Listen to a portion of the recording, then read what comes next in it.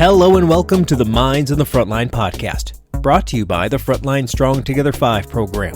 FST5 provides streamlined access to behavioral and mental health services, as well as crisis resources for Michigan's Frontline 5 workers and their families.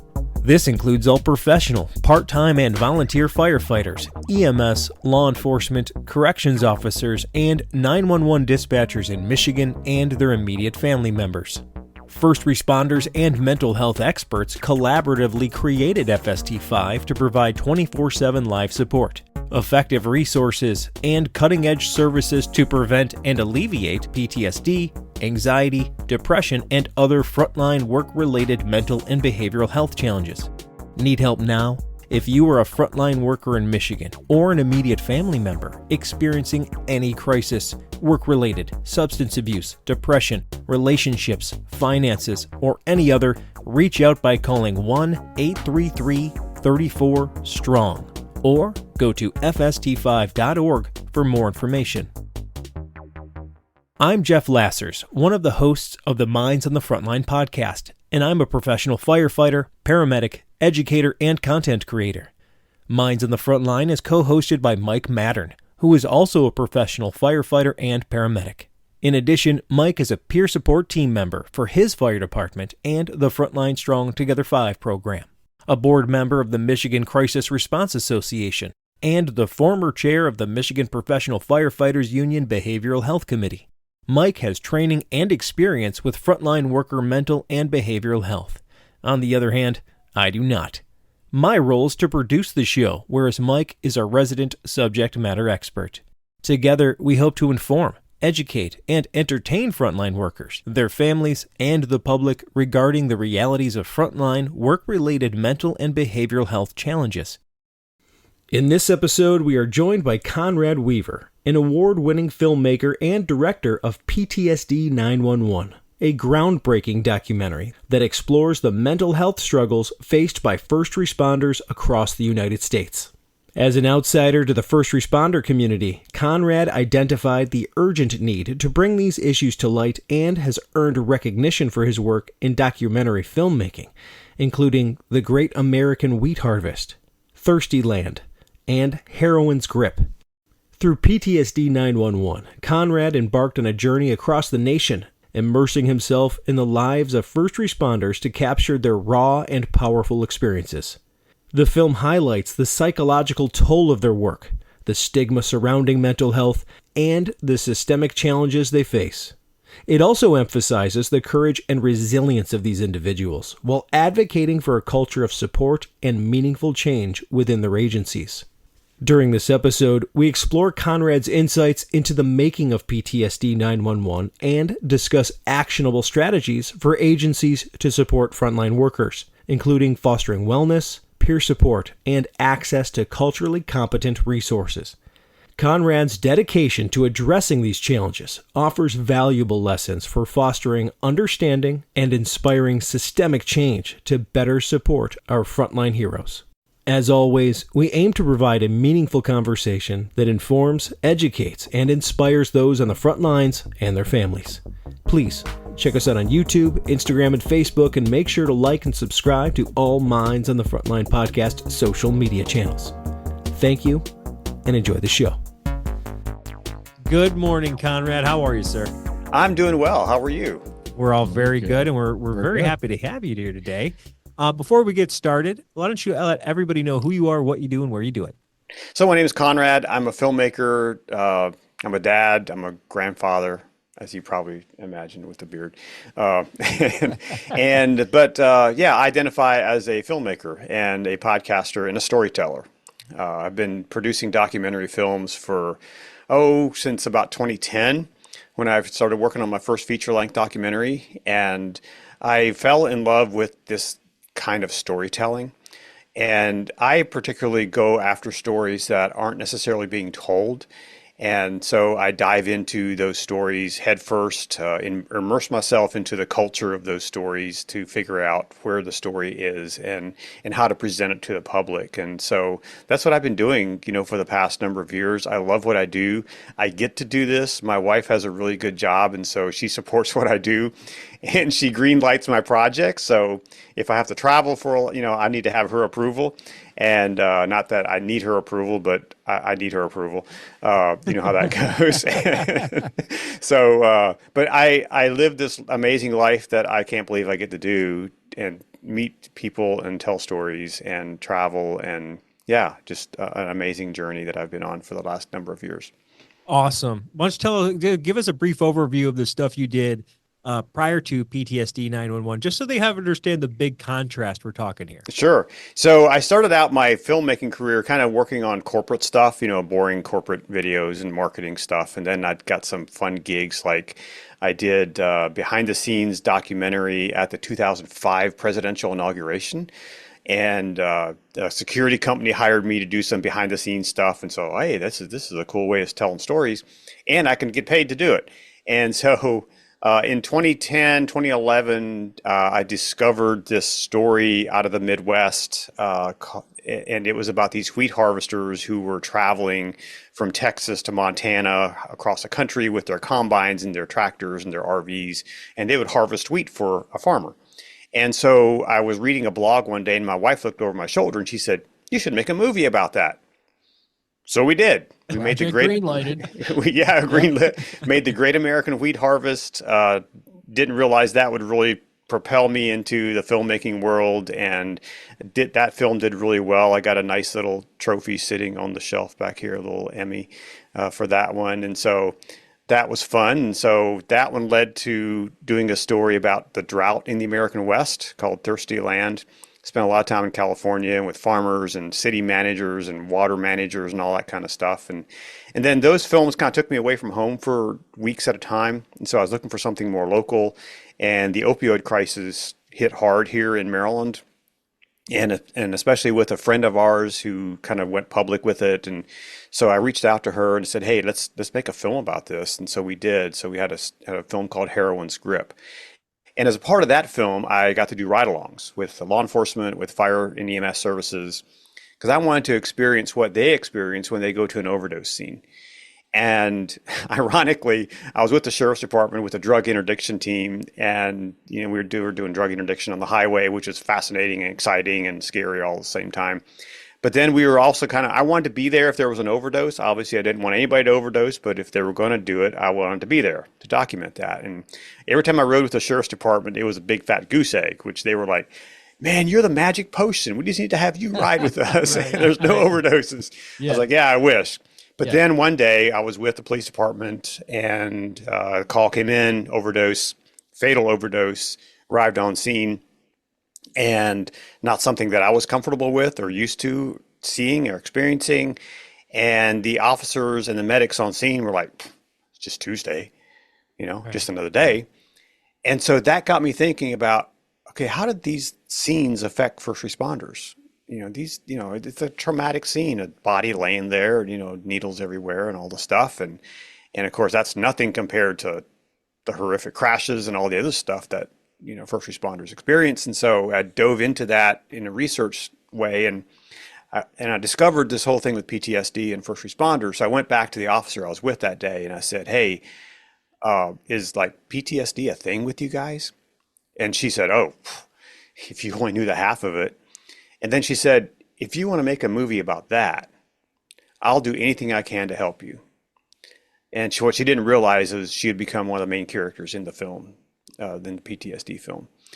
And so for the next 3 years, I spent time hanging out with first responders from coast to coast, and captured this story. You weren't kidding. Coast to coast. You went Texas, California, East Coast, West Coast, Virginia, North, Boston. Michigan. You came up to Michigan. Man, you went everywhere for that. Yeah. You didn't, this isn't like you made some calls and did some Zooms and captured it. No, you No. physically went to these We places. did the Zoom calls because we started working on this during COVID. And so actually the first trailer that we cut was actually all Zoom interviews. And we were, because that's the only choice we Yeah, had. that's all you I had to knew I do. wasn't Yeah. going to use those in the final cut of Yeah. it, but I wanted to, I had to have a sizzle. You create a little sizzle that you can then pitch to funders Yeah. and for them to kind of envision what this is going to look like. And obviously, that was a caveat. It was like, okay, yeah, we're not going to use Zoom to make this documentary. You could, but we didn't. But then, literally I would go out to California and spend a week with Maddie and his wife, living with them in their house. I was like, I want to say embedded. That's kind of a bad word, but I was in their house, hanging out with them because I wanted to experience the reality of what You they were weren't just showing experiencing. up for lunch from your hotel. You were No, there for all of the feelings. And for I those was, who haven't seen the film, it basically focuses on three different people. And Maddie is the firefighter out in California who, and remind me here, it sounds like he had probably some childhood experiences he did. that Yeah. eventually exacerbated after a lifetime of on the front lines. And like we've said in other episodes, we're not saying that the job creates this, just the calls. It's the human life you have that is Yeah. exacerbated by these other experiences that we are thrust into all of the Yeah. time. First responder comes on the job carrying all their history, and it's been documented that first responders on the scale, the adverse childhood scale, the average score for a first responder is a 7 out of 10. And so you're carrying all that stuff into the job. And now when you're faced with, all the things that you face, that brings those memories back up from the past. And that's certainly what happened to all three of the main characters in my film. That was a huge part of their journey and their suffering from PTSD. You could tell when you listen to each of the stories, that was their hook. That's what got them, was something in their previous life before they became a first responder that an event triggered something that came from their childhood. Yeah. Or early But on. not only do those events trigger that, but that is what often motivates first responders to become a first responder. Yes, 100%. Yes, Yeah. absolutely. And when you talked about being embedded with them, it was good because you got to see the person. You didn't see the firefighter, the police officer, the dispatcher. You got to see them at home in their family life and seeing how it affected their families and away, like the human side of it. It's not just, Maddie's the firefighter. No, let's talk about Maddie. The human side of all of this that a lot of people I don't think realize is when we all take that uniform off, we're human. Yeah, it wasn't easy to do. Even, specifically with our local police officer, she was in a really bad spot and often wouldn't return my calls or wouldn't return my text. And so when you're in that dark hole, that was worrisome to me, but it was also like I wanted to be there and capture some of those moments. And that's why there's a small piece of the film where I just took her a GoPro and I said, just set this up. If you're out someday and you just feel like talking to the camera, just set it up and talk, and because I can't be there 24/7. And so I tried to do that. I wanted to do that with all three of them. I didn't get quite a chance to do that with all three of them, but I think that worked out with her because one night she was just set the camera up and just started talking, and it's a powerful. It was raw, very Yeah. emotional, raw, especially out of her and Maddie and all of them, All of three them. of them. I mean, but her, you saw this young person, and she'd been on a while because she got hired so young. So she's like Mike and I. We got raised in this stuff. We were very young when we got into it. So when she speaks about how she's impacted, and then goes on to talk about how the fact of she's trying to get healthy and get back to the job and the hurdles for that. That's another layer that doesn't get enough attention. It's a whole nother layer of trauma. Yeah. Yes. One of the most powerful things I remember her talking about in the film was how all of the brothers and sisters on the job would have her back and do whatever it took to get her help. But she even mentioned it. She goes, I guess that just means on the job, not necessarily off the job. Off the job. Yeah. And that's a problem that we're seeing a lot, is the kind of the betrayal from the organizations, where you start having an issue, you start having a problem, and they just kind of like put you out to pasture. They move on. It's like they keep moving and on. I'm glad, like, well, it didn't work out. And I'm not glad that she has to experience that, but I'm glad that she had the ability to talk about that. Yeah. Because I think that was important to bring up and talk about, and it was a real powerful moment where you kind of sat back and went, we can do better. Yeah. We can do better with this. So let's talk more about the dispatcher, because I think you did an amazing job of capturing what they go through. It's not easy to understand what police, fire, EMS go through, but it's easier. Right? I can turn on a TV and there's lots of things dedicated to things that we do, and it's easy for my mind's eye to appreciate what they do. Yeah. It doesn't make sense to a lot of people why a dispatcher, so they just answer the calls. How bad can it be? Yeah. But remind me her name in the film. So her name is Nicole. Nicole was a very good representative of dispatcher community that is able to convey not only you dealing with one thing after another, you don't even get the second chapter.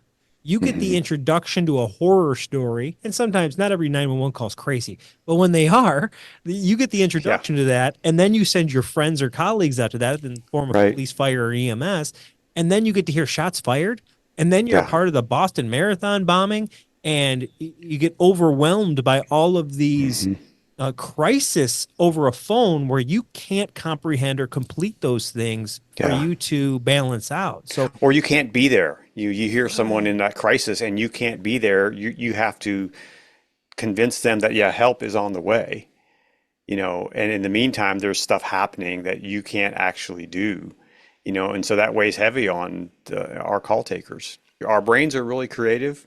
We create scenes in our brain if we hear it. And so that's what dispatchers have told me, that, we create the scene, whether it's good or bad, we create that scene, and that's our reality, but that's their reality at the moment until they hear otherwise. And so in the film, you'll see there's a couple scenes where we're standing on a street corner and she's kind of looking at the scene. I took her out to that scene where that shots fired event happened in Boston. She had never been there. She had never been on the street where that event happened. And one of their officers got shot in the face, and it was a real, she ended up saving his life because of the work she did as a dispatcher, and got a commissioner's commendation. Yeah. But she had never been on that street corner. She said, I envisioned it totally different. Which tells me this is what your brain does. Your brain creates that scene. Yeah. Right. And it was a really powerful moment for her to be on that scene. And then we were standing there, and I just said, just talk to me, just whatever you're thinking, just talk to me. And then all of a sudden she stopped. She said, wait a minute. She was like, tomorrow's the 6th anniversary of this. Wow. Oh, no. So it was just a really powerful moment for her, to be there and to experience that once again in her mind. Wow. Yeah. If I watch the documentary again, that's going to be like, yeah, I almost want to go back and rewatch it after knowing that. Wow. Mm-hmm. Yeah. Because okay. So I wanted to ask you about something else. Since you traveled all over the place, you had a lot of conversations off camera. Obviously, you got to have hundreds of hours of conversations to get 5 minutes of film. That's just how it works. Yep. But you got an opportunity to see how things work in many other places. And probably one thing you notice is that if you've seen one first responder agency, you've seen one first responder agency. Right. They're all different. They're all different. In their own way. Yeah, absolutely. So there's something I caught from the explanation of the people that were giving advice about having support systems for their personnel. Number one was fostering a culture of health and wellness. You have to have that. Number two was you have to have peer support structures available for your personnel, whether that's your peer support team for your agency or multiple agencies, whatever it is. And then you have to have access to culturally competent clinicians and resources. Absolutely. Those are the big three I took away. And it just so happens, those are like the big three Mike and I have been preaching. So it almost validated me. But is there any others, or is that just the main part you saw? No, those are the three. I agree. Those are the three big things. I mean, if you can create a culture where it's okay to talk about these things. I mean, just a few weeks ago, I was in Kentucky and I was talking to a battalion chief, and he said that he's been reprimanded by his chief for attending wellness events. It's like, Wow. what rock does he live Yeah, under? yeah. And so I'd there's like to a know lot more of the details, Yeah. but on the surface, Yeah. that is Wow. ridiculous. yeah, it's just like, okay, that's just crazy, and then there's another place I was at where a chief came up to me, a fire chief, and he said, we've never talked about these things, just ever. It said we've had a handful of debriefs, with critical incidents stuff, but we've never talked about mental health. And he said, after seeing your film, I realized I got some things to work on personally. Well, good. You I'm know. glad he took that away from Yeah, you. and now he's actually getting, launching a support group for first responders. He's doing all these things. I connected him with one of my connections in California, and they're working on things together, and so things are really happening there. But that culture is, I had an old timer tell me a few years ago, he said, our wellness was suck it up, here's a beer, and that's how it was back, in the day. In a lot of places, it's still suck it up, here's a beer. Yeah, well, it was something we say all the time, and we don't prompt people to say it, but the terms "suck it up, buttercup" gets said a lot, and it was even said in your film. There was one that said, "We were taught to suck it up, buttercup." Yep. It's like, Yep. man, this thing's everywhere. Yeah. And so that's part of what my mission is now, to help agencies understand that has to change, and you have to create a culture. It's not in it, and really like Chief Neil Gang talks about it, from Pinole, California. He talks about, he does it from the top down. He said we have to create an environment that everyone in the building is on board with this. Yeah. And it starts with the chief. It starts with the leaders. And I'm seeing across the country, as I'm traveling across the country, there's a really lack of leadership that are willing to step up to make these things happen. Now, I have to say, the needle has shifted in the right direction in the 5 years or so that I've been working in this field. I have seen so many more conversations. I've seen more people willing to talk about it. I've seen more people willing to engage in deeper conversations about mental health and wellness than even 5 years ago. But we still have a long way to go, and creating that culture of where everybody is in on it. So it's totally okay. You have to go see a therapist. Perfect. Awesome. That's, go take care of yourself. That's where we need to be, instead of, Joe's got to, he's got to go see a shrink because, Or better than that. Not only do you need one, do you need a recommendation? Because we have a list of 100 that are culturally competent. Yes. They're awesome, and we can get you in tomorrow. Yep. That's the next. It's not just. It's almost like absolutely. you want everybody to get out of this awareness level. Yeah. Get to the operations level. So where do we Let's go? get it done. Where's the do part? Yeah. Yeah. Let's do it. Absolutely. And that's why I love what Todd Jerry does in Garland, Texas, where he says, we have a whole, what he calls a buffet of options for people. Where they had one where I was like, I want to do that. He said they have a therapy group that goes out and shoots hogs from helicopters. I'm like, that You sounds can do like that my in kind of Texas 'cause they're therapy. invasive. Yeah, Let's right. go. Yeah, I know. I'll sign up for that one. Does Blue Cross accept that? Yeah. Yeah, I don't know about that one. That's definitely outside the box of different therapies. Yeah, I've heard that's the most Texas therapy I've Yes. ever heard of. Exactly. So you highlighted Garland a lot, but none of your main characters were from there. So was it because Garland is ahead of the curve so much or what was it about that? Because you did spotlight them a bit. Yeah, I spotlighted them because of what their philosophy is, just from that culture standpoint. And the chief will tell you, and Todd will tell you, hey, we have a long way to go. In fact, we had our film premiere in November down there in the Dallas area. And it was just a few months after that one of their lieutenant, I think it was a lieutenant, died by suicide from Garland PD. Yeah. So just because you can have all the things in place, Right. and it, Yep, and it can still happen. Yeah, it can still happen. But I liked what they were doing because they were talking about things no one else was talking about. They were doing things that no one else that I had talked to was doing, with the exception of maybe CAL FIRE, that had some amazing things that they were doing at the academy level. They were teaching yoga, they were teaching breathing techniques, they were teaching wellness and being centered and all the things, even sometimes before they taught you how to throw a ladder, so that was so vital and important. And they had made this a priority, and they have a whole division that's nothing but wellness now. In fact, actually Chief Wheatley, who's featured in the film, has a little short. He's the one that says, I wasn't on board with it. And if you'd have told me 3 years ago I'd have been doing yoga, I'd have laughed in your face. Well, he's now the head of wellness for the whole state of California for CAL FIRE. So That's awesome. And you know, California has done a really good job. You know, we've done interviews with the UFLAC, with the United Firefighters of Los Angeles City out there in California, and they have mental and behavioral health services paid for by their union that are on staff that help them out. And so kudos to all of those groups that are building a very resilient investment in their people. Because that's the other thing we don't realize is like how much, let's talk a brass tacks. Let's take the humanality out of this and let's make it about money. You know how much money you're going to save long term by giving these resources up front? Okay, so let's put it to you this way. You have a fleet of vehicles. Never change the oil and don't change the tires. It's going to be bad. It's going to be really bad. It's going to be really bad. You're going to have breakdowns every day. Yeah. Yeah. On your most important resource, the people. Yeah. You know what I mean? Like, we need the oil change. We need the tires changed as well. But, you know, a lot of these departments don't want to spend that money. Yep.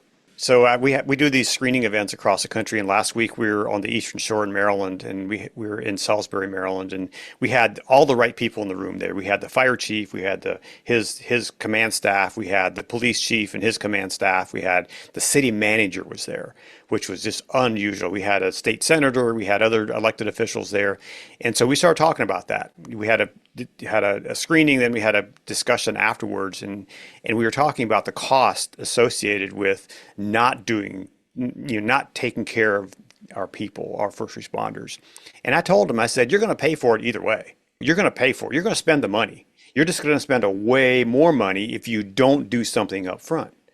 And so it's so important to set up these programs. And how much of your budget really is it?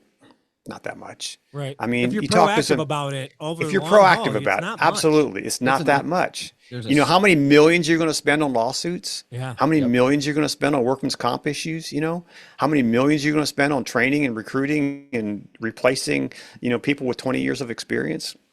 And then not to mention all the other stuff that happens that you can't really measure. Like if you just got a bunch of people with bad attitudes because they don't feel well taken care of, and it's not just from the mental health, from a lot of things, you don't have a good relationship with them. Yes. You're losing out on productivity. You lose out on productivity, there's not as much training.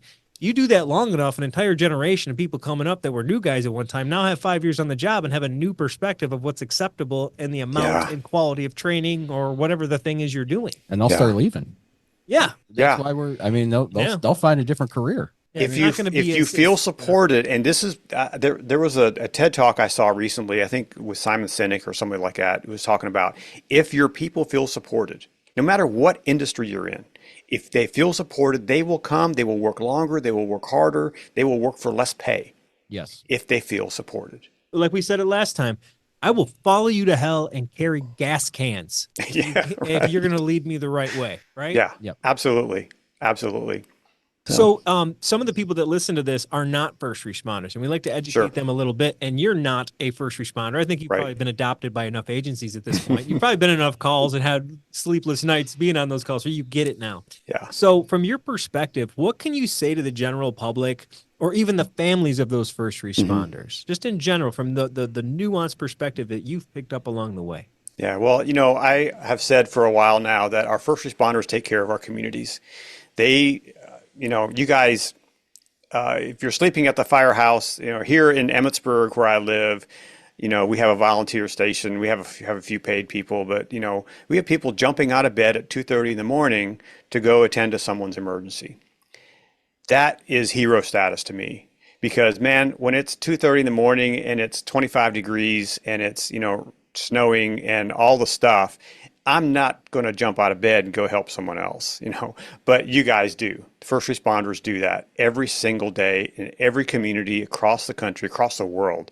And so our first responders deserve to be taken care of, because first responders take care of our communities. And if we have unhealthy first responders, more than likely they're going to start making unhealthy decisions, and they're going to have consequences of those unhealthy decisions. And some of those over the past number of years we've seen on the evening news. And so if you don't want to have first responders on the evening news in a negative way, support them. provide resources, provide financial resources, provide all the support they need to be healthy and thrive, because that's going to keep our communities safer. It's going to keep our communities healthier. And I think first responders, their families deserve to have a healthy, long, productive life, just like all the rest of us do. And so, if we see the average age of retirement for law enforcement is 62, which is also the average age of death for law enforcement. Wow. There's a correlation, right? Yeah. And so let's help first responders be healthy so that when they do retire, they can keep on living and keep on thriving and supporting their community. So I say support our first responders, regardless of what you think of what the media has portrayed many as. Our first responders deserve support. Yeah. Amen. Yeah, man. Yeah. That's really Amen. great words. And it's so nice to have somebody backing us up like that from outside. Who had no background really before this. He was filming farmers and Yeah. wheat harvesters. Yeah, That's what I mean. I mean, that's Pretty That's what I'm safe saying. out there in the farm fields. I don't know. I've seen some of those. Well, accidents. yeah, I know. There's been Yeah. there's things that. can go but- really wrong. Yes. Yes.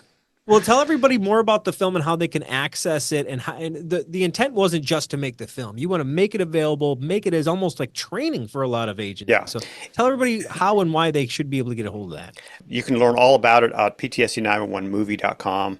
You can access the trailers, access all the information about it. But I created this film as a tool for first responder agencies. And so we have it available as a toolkit for agencies to purchase. The entry cost for an agency up to 100 people is $350. But you not only get the film, you get a second documentary with it, which is kind of in the law enforcement field. It's called Risk Lock. It's about kind of use of force, things like that. But then you get all these other videos that were interviews and content that we produced that were related to the film. Some of the interviews that we did with some of the people in the film, we created standalone videos with all those interviews. And we continue to add content to that. And so it's an ongoing toolkit. Plus, we have a bunch of downloadables from ICISF, from NAMI, the National Alliance on Mental Illness. We have things from the 911 Training Institute, from National FOP, and some of our partners. So these tools are available for first responder agencies. And really, the film is a great tool to bring to your agency to help your first responders really start that conversation. So if you're having a hard time getting people to talk about these things, bring the film into your agency. They'll begin talking, because we've seen it happen. We've seen agencies begin to open up and seeing, and then bring your local officials to see it. Yes. Yeah, I was going to just Yeah, recommend yes. get your politicians to watch it. Absolutely. That's why we love doing these public events. Like I'll be up in Wisconsin, at Stevens Point, Wisconsin, in October, be out in Washington State, also in October, out to Las Vegas at the EMS World Expo.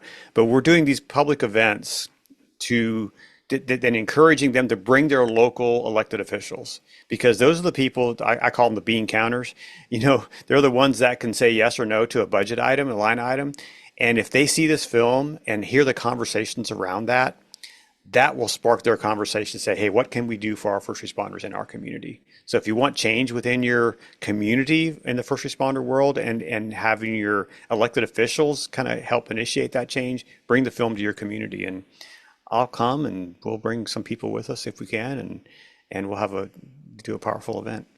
I just want to reiterate this. Up to 100 people in your department, right? Yeah. $300? Yeah. $350. $350? $350. Yeah. That is nothing.